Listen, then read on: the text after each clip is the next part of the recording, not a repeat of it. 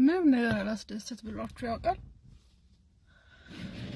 ማለት ልክ ያልሆነ ነገር ልክ ያልሆነ መንገድ እየተጓዝኩ ነው ትሉና ልክ ያንን ደግሞ ልክ ያልሆነ መንገድ ስትሰውት የሆነ ቀን ደስተኛ ትሆናላችሁ ለሆኑ ቀናት።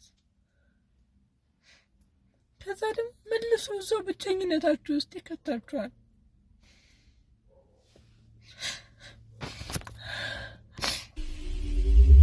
አሁን እኔ ጋር ያለው ነገር ምንም ያጣሁት ነገር የለም። እውነት ለመናገር በዓለም ላይ ባሉ ሰዎች የሚፈልጉት ነገር ሁሉ አለኝ፣ ግን ለምን እንደሆነ አላውቅም። በቃ ውስጤ ይደክማል። የሆነ ጊዜ ላይ ባዶነት ይሰማኛል። ሳላስበው ወደ ብቸኝነት ውስጥ እገባለሁ። የትኛው ነው ትክክል እንዴ?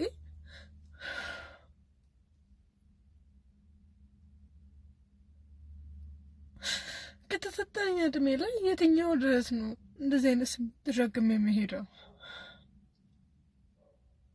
ልክ አልሆነም የምንላቸው ነገሮች የምር ለመናገር አሁን እነሱን ትተን ራሱ የምንኖረው ኑሮ በራሱ ልክ ያልሆነ ሆነ እኮ። እኔ እውነት በጣም ግራ እየገባኝ ነው። ማርያም ንምሬም ነው ማባረፍ። እኔ እስከ መቼ ድረስ ከእንደዚህ አይነት ስሜት ጋር እንደምታገል አላውቅም። የትኛው ነው ልኩ?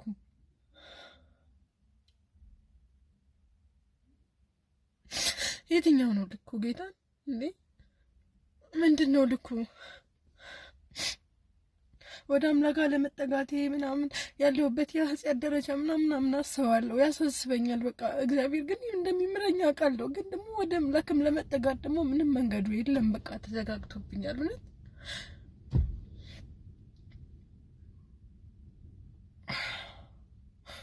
ህይወቴን ለመቀየር በጣም ጥራለሁ፣ እሰራለሁ፣ እለፋለሁ። ግን በምንም ነገር ብቁ ነሽ አትለኝም። ውስጥ ያለችው ቲና ለልጆቼ ደህና ቤት ውስጥ እንዲኖሩ ፈልጋለሁ። ለልጆቹ የተሻለ ህይወት ለመስጠት በጣም ጥራለሁ፣ እለፋለሁ። ግን አሁንም በቂ እንዳልሆንኩ ነው የምትነግረኝ። ለራሴ ራሱ የምሰጠው ጊዜ ለእኔ በቂ አይደለም። ለራሴ የምሰጠው ነገር በቂ አይደለም። ከምንም ነገር በፊት እኔ ራሴ ውድ መሆን እንዳለብኝ ይሰማኛል።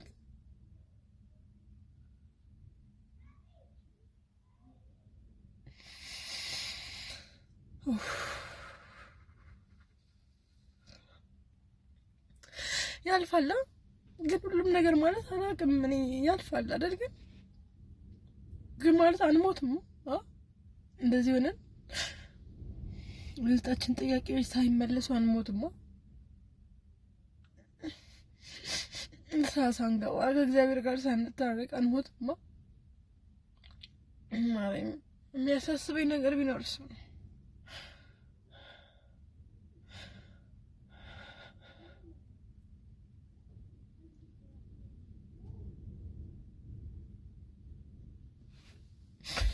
ኢየሱስ በጌታ ኢየሱስ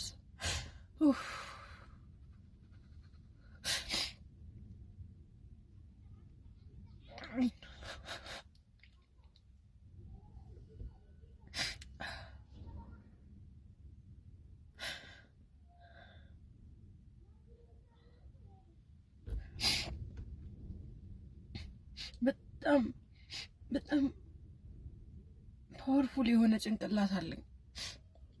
በጣም በቃ መጻፍ ወዳለሁ ማለት መጻፍ ብችል ብዙ ታሪኮችን መፍጠር የሚችል ጭንቅላት አለኝና ግን አይኔ የሆነ ሰዓት አልፎ እንደምናወራው አውቃለሁ።